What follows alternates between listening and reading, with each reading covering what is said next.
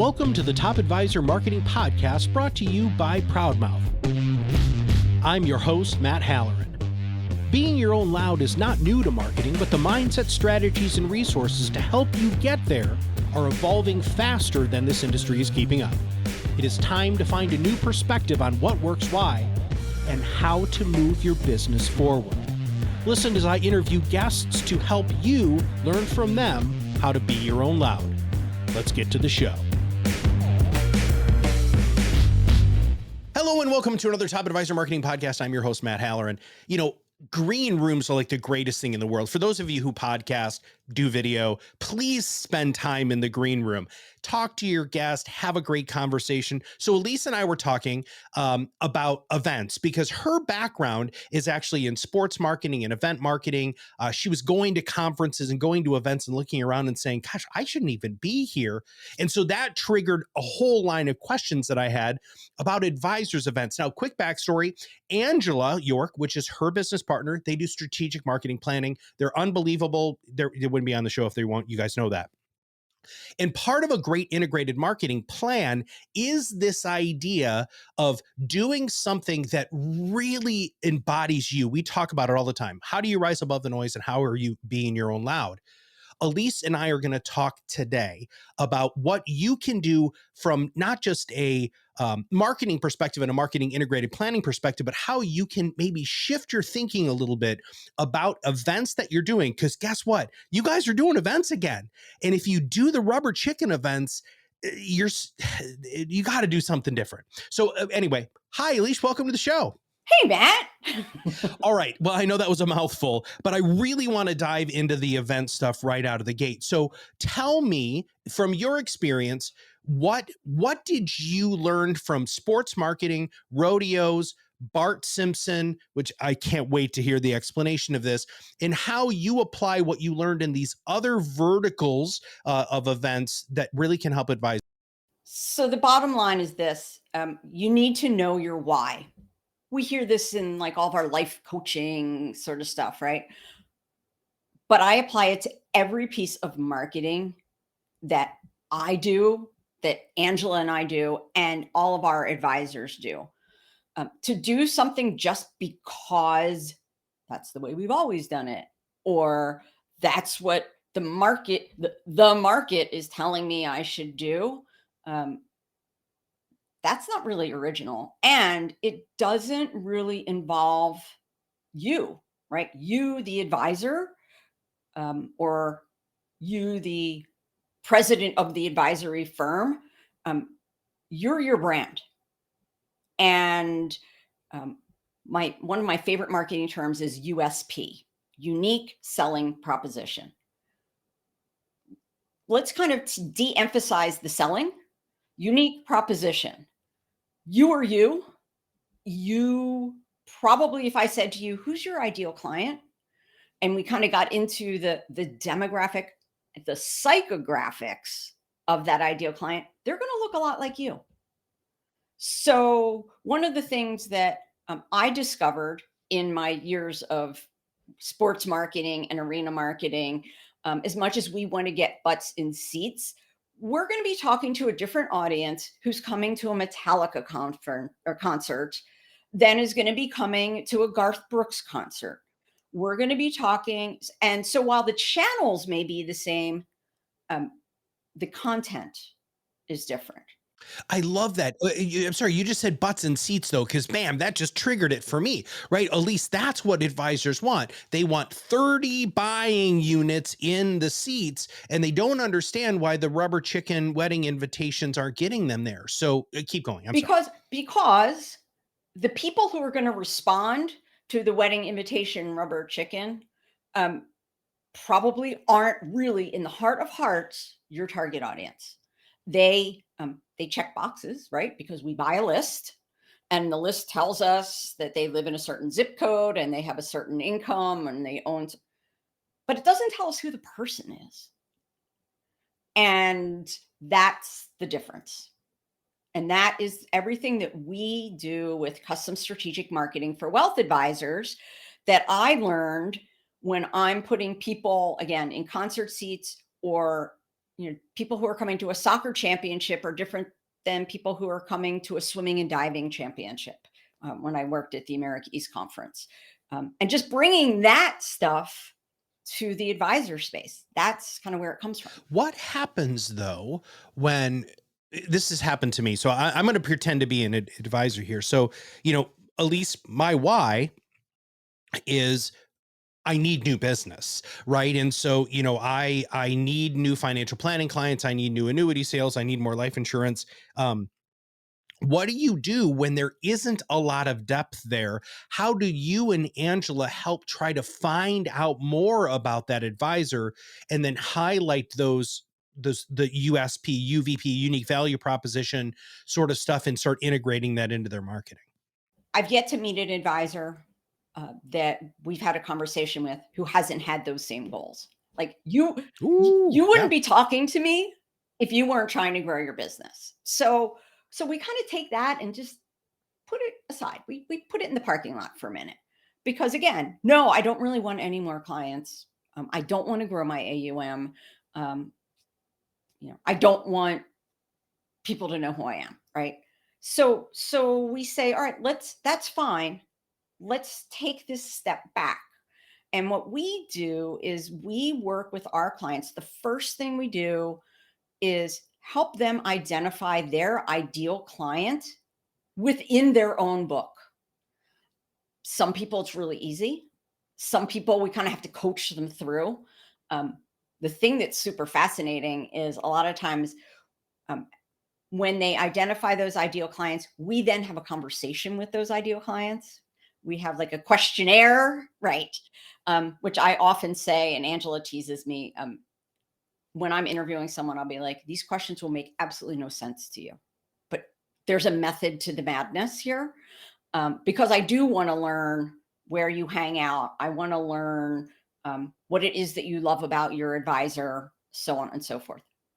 What we have found is a lot of these ideal clients aren't who the advisor thinks their ideal client is.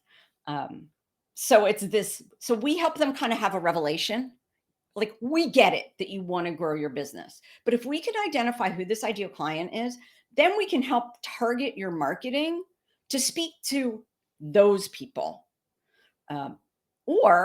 And we've talked to a lot of advisors, let's get totally old school. And I know compliance sometimes has a fit about this, but from my sports background, right?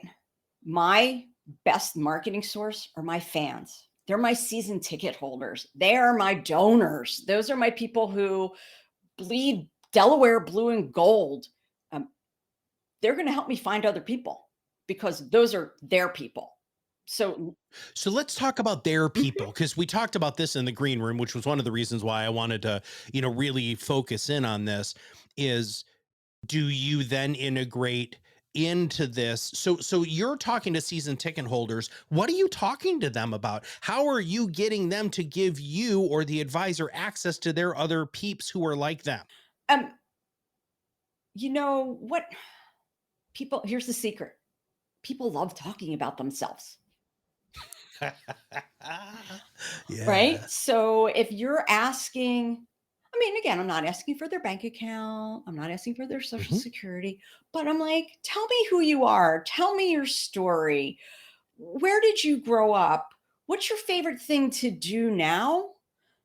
They connect with you, and most of these people are smart enough to recognize that their advisor connected us because they like them. And we're Sure. honest. We say one of the reasons we have this conversation is we're trying to replicate you. Um, so then we can build into the, all right, so you work in the commercial real estate space. Mhm. And if we feel that that's a good place for our advisor, then we say you should be spending more time in your commercial real estate place. This ideal client works in that space. Partner with Sure. them. Um, yeah, a lot of people are like, yeah, you know what? I'll ask, like, have you referred anybody to your advisor, Matt? Well, I don't really talk about it. Well, part of this strategic marketing is, um, helping the advisor help their clients to talk about it. Sure. Whether it's we're doing a lunch and learn, and I'm going to invite these clients with the caveat that they're bringing their people with them. Hmm. Um, or I'm going to do continuing ed credits in a space that's in my target, um, because these are either my people or their ideal referral partners in that space. So just kind of digging in and Gotcha. getting to know. Sure. Um, yeah. I mean, like the same thing we would do with a season ticket holder, right? A season ticket holder may Hmm. not necessarily like stand there with their megaphone going, buy season ticket holder. But it comes up like, I just went on this trip. Um, I had the opportunity to go work at the Final Four in New Orleans recently. And I was working with the North Carolina alumni group. Um, Mm. Watching that demographic, not only the relationships they have with each other, but you betcha there was a lot of tweeting and a lot of posting. And the company I was working with set up a lot of social media opportunity. Hey, look at me. Look where I am. Look what I'm doing. Well, who do you think they're tweeting and posting to? Their friends. So you just So, say to them, okay. how do I do that? Right? Like, how can I get involved? Let me introduce you. Well, yeah. But you're taking a leap here, and I love the leap, and I appreciate the leap. But I'm thinking about our audience and the advisor saying, "Well, they're not going to be as much of a raving fan of me as they are the Tar Heels, right?" So, how do you, through this custom strategic marketing stuff that you guys do? How do you help create this raving fan experience so that the clients are tweeting, they are, they got done with a meeting with their advisor and they're like, my advisor just changed my life, you got to check this lady out. How do you do that? I mean, that seems like, man, if you guys can do that, everybody and their sister's going to hire Right. you. Well, so again, it's parts of this process, and it comes back to what we talked about earlier, right? About like from the event point of view. Um, Not everybody's buying your season tickets to start with, right?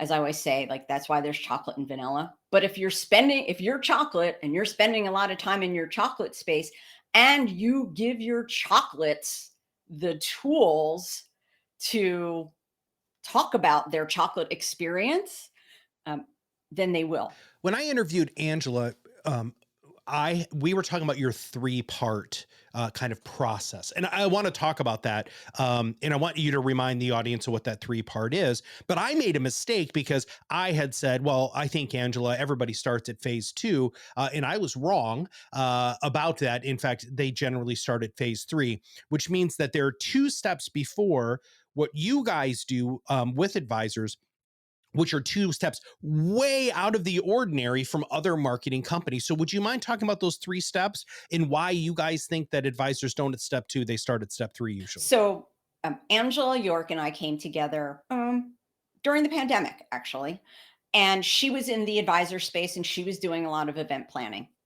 And we met, we talked, and I was like, why? Again, my inner 3-year-old, why? We started talking about whys of the events. And one of the questions that I would ask is, who's your target audience? It's great that you want to do, and this is from a real client, it's great that you want to do a virtual wine tasting, but why? Who are these people? What's the point? Especially during the virtual time, we were like, we're all spending enough time on Zoom. I can go buy my own damn bottle of wine. I don't need to like sit on. Um, but really digging into that and understanding the why, that's one of the things that makes us different. We have created this 3-phase or 4-phase process that we work with our clients. Phase 1 is that ideal client, ideal referral partner analysis. Um, we get on Zoom or wherever with these ideal clients. We give our advisors the email copy. Send this to your ideal client. We then, and to connect us, we then set everything up. We have the conversations. We then can kind of see where those similarities are. Um, and again, both ideal client and referral partner. Um, and then we write an analysis and we basically create an avatar. Um, and it's like a spoken wheel, kind of like, here's your ideal client, and here's like all the things about them. That's phase one. Phase two, we say, so you're asking, how do we get to these people? How do we communicate with these people? What are we communicating with these people? So we do marketing recommendations. Matt, I'll be honest, we just finished one yesterday. It was 17 pages. Right. And this is here's everything under the sun that you could possibly be doing. And it's all based on what we learned about these ideal clients and these ideal referral partners. We get together with our advisors. We say, yeah, like you have to do your day job. 17 pages is a lot. What resonates, what doesn't resonate, talking about the UVP, USP, who you are, what's your flavor, where do we kind of build this in? And then we put together a marketing plan. It's usually a 12-month calendar, layering what we consider the 4 or 5 buckets of communications, events, philanthropic involvement, PR, thought leadership. We know a lot of advisors like spending time in that space right now.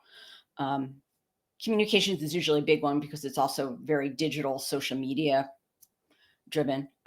We layer all of that in. And in the recommendations, we also recommend who does that. So to give people an idea of budget, we give them percentages that we believe that they should be spending of their budget in those buckets. And then they have a plan. And then, of course, we can gladly help them find the vendors that they need to do that. We can coach their team if they have a marketing team, because Angela and I bring multiple decades, let's just say, of marketing Yeah, experience. you We've guys been have been around for a around little for a little bit. bit. Angela was, Yeah. kind of hinting towards that. It was actually So, really fun. Okay, so let so me. So the second part of this, right, is where you said, "Oh, most people start at phase two and they don't start at phase one." My argument is they start at phase three. I need a marketing plan. I take out my calendar and I go, I'm going to write emails and I'm going to do this. But you have no idea who you're talking to. You really have no idea where they're spending their time. And you have no way to measure success of whatever you're doing. You and I were talking in the green room about speaking opportunities, right? One of the things that I want to do, so anybody who's out there listening, if you have a conference and you're looking for someone to talk about this, I have a great title.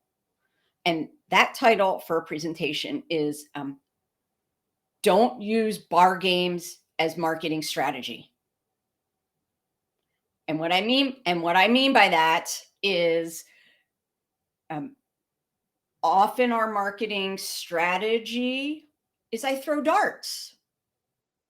oh, yeah, totally. I Right? agree with you. Which gets me on this whole other thing of like, whose idea was it to put sharp flying objects and alcohol together? Like, again, even certainly not a great marketing strategy, and actually not a very safe one either. So, yes, that's why most people start at 3. Okay, so phase one, you understand who it is. Phase two, where they are. Phase three, the plan. Phase four is implementation.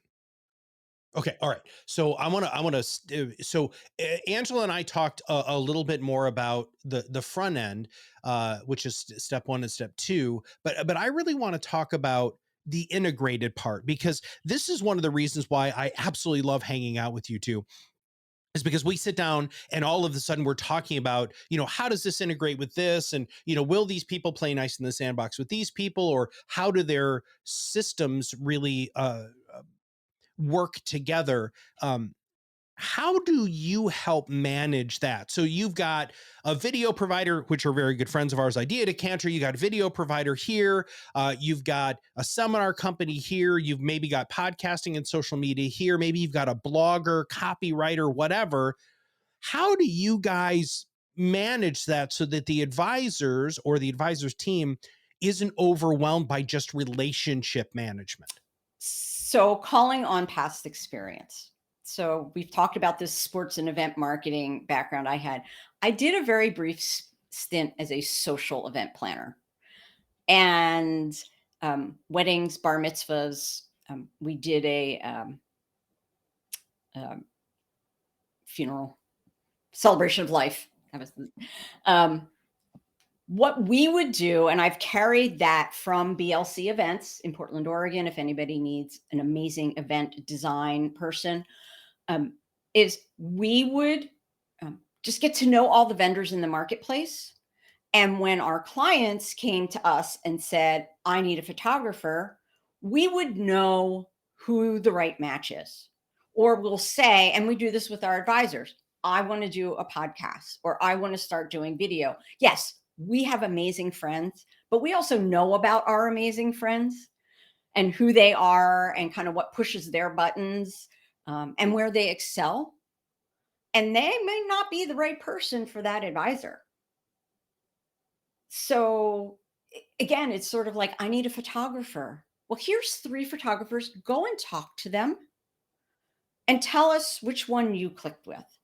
That way, I'm not saying, here's 87, just go Google photographers in your marketplace. So it's that's the first step. Again, it comes back to who are who are you? Who are your people? Whether it's your clients or your vendors, your business partners, they have to be your people. And then we help the team by saying, okay, go do amazing videos with Idea Decanter. There are some ideas of how to use those. But then we want to tie in like our SEO person because we've got these videos and how are we going to make the most of them?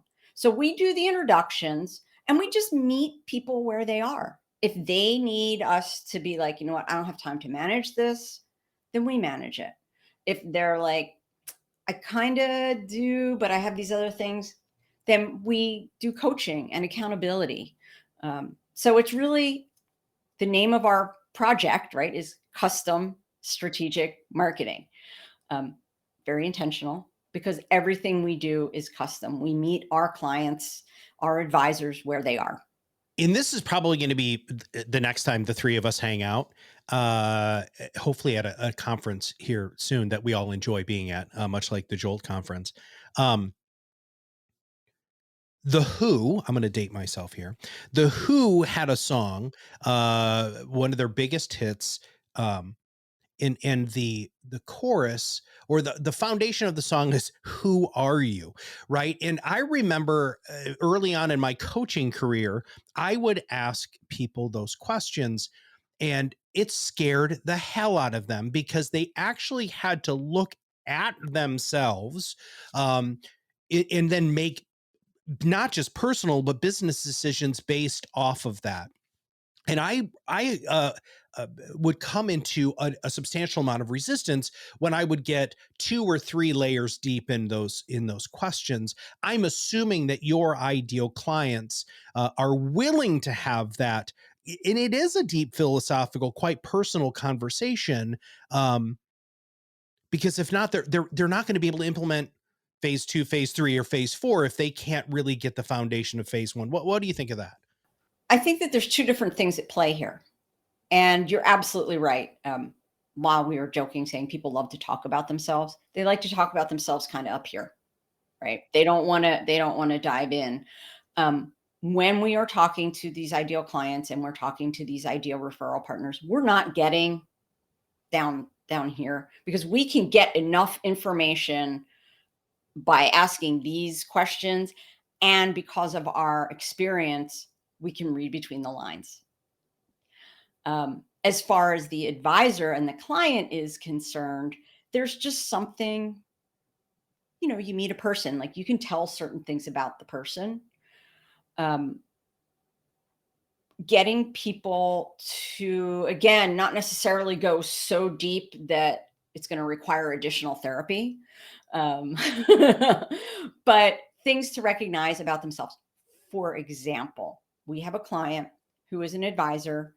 She was a critical care nurse before she became an advisor. Again, right? How many people have we met who have this whole story? We kind of play into like, who are you? She's a mom. She's, how we talked about like how she got into, so we kind of get to know the client. We're able to kind of pull those pieces out. And then these conversations with the ideal client kind of confirm that. So this former critical care nurse, when we talk to her ideal clients, she's really caring. She takes the time to explain the complex to us. We feel very confident that she has our best interest at heart. Like, you can't deny that. If you to wrap up today, if you were able to give advisors three ideas to help them have a more successful event, what might those be? Understand the why of your event. So it's the why of the event, who needs to be in that room to hear your message. And the last one is follow up. Yes. The event doesn't end as when the tables and chairs are put away, right? The event is part of that marketing stream. You want to take that energy that you created because you did those other things and it was awesome, out back into their world, remind them of how fabulous that event was, connect them with the community that was created in that space, learn a bit more about them, and learn about them in ways that you can use to deepen and further your relationship. We talked about the return on the moment. I have a diagram. It's a circle, because what I learn in follow up, I'm going to use when I start planning my next Gotcha. moment. All right, Elyse, I'm sure that there are people who are going to want to get in touch with you. What should they do? Okay, so they can get in touch with us in a couple different ways. In the show notes, I believe there'll be a link to our page, so they can go there. That would be awesome, and that will get them to us. They can email us at strategic marketing for FOR advisors at gmail.com. Or they can drop me a text at 503-427-8505. And that, again, will all be in the show notes, because if you're anything like me, you can't write it down fast enough. Well, Oh, they yeah. might be driving too, right? Well, the other thing too is please follow Elyse on LinkedIn. We'll make sure that we have that in the show notes. So as we wrap this up today, so the so many of you, so at least we're talking about bar sports, right? With like throwing darts at a dartboard. What you're all doing is you're not even using the same type of darts, right? It's like you take a bumblebee dart and a long dart and one that has a plastic tip and it's not supposed. You're doing all of these really random things that are on the outside. But when you have a custom strategic marketing plan, when you actually have something that's custom tailored to you, everything is now integrated. So not only are you playing the same game with the same equipment, but you're playing with the same rules with the same desired outcome. This is all very, very important. You can't just hold an event and you have 30 buying units there, 10 set an appointment, and you don't talk to the other 20 buying units. This is the sort of stuff that just drives me mad, where you can continuously, with an integrated, comprehensive custom marketing plan, talk to those other 20. And I'll leave you with this story. We have an advisor who works with us, but also has every other marketing thing under the sun, but it's all in this marketing plan. Okay. 3 years ago, 2 years ago, 3 years ago, he had these people who came to a seminar, same rubber chicken, blah, blah, blah, event invitation, wedding, stuff like that. They showed up there. They weren't ready to buy. They weren't ready to do business with them. Life happened. I think they had another kid, or their kid was going to college, something crazy like that. Then they started getting these newsletters, right? And then this nice email. And then all of a sudden they start listening to his podcast. About 6 months into the podcast, he drops something and they're like, yep, that's my guy. They call him and say, I went to one of your events years ago, but because of all of your marketing is consistently reinforcing who you are, what you do, and what makes you unique and different, we're ready to buy. They came in, signed paperwork that day, and transferred quite a substantial amount of money. This is why working with Angela and Elyse is so important. So many of you were marketing wrong to the wrong people with no plan. And here's the funny thing.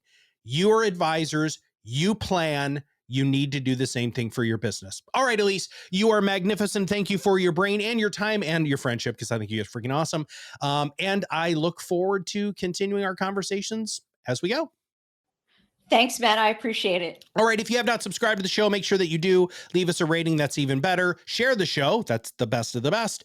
And last but not least, if you want to know how we think about your ideal client, if you join the PodRocket Academy, we've got this worksheet. It's called MIC, My Ideal Client. It is nowhere near as deep as what Elyse and Angela do, but it might at least prime the pump just a little bit for you so that you can really start marketing to the right people. PodRocket Academy is free. Go to podrocketacademy.com. We'd love to absolutely have you. So for Elyse, Angela, all of us here at ProudMouth, this is Matt Halloran, and we'll see you on the other side of the mic very soon. Thanks for listening to the Top Advisor Marketing Podcast, brought to you by ProudMouth. If you want to know more about how you can be your own loud, visit us at proudmouth.com and sign up for the PodRocket Academy. Through courses and office hours led by professional podcast producers and digital marketers, you will learn everything you need to know to become the trusted subject matter expert you were meant to be.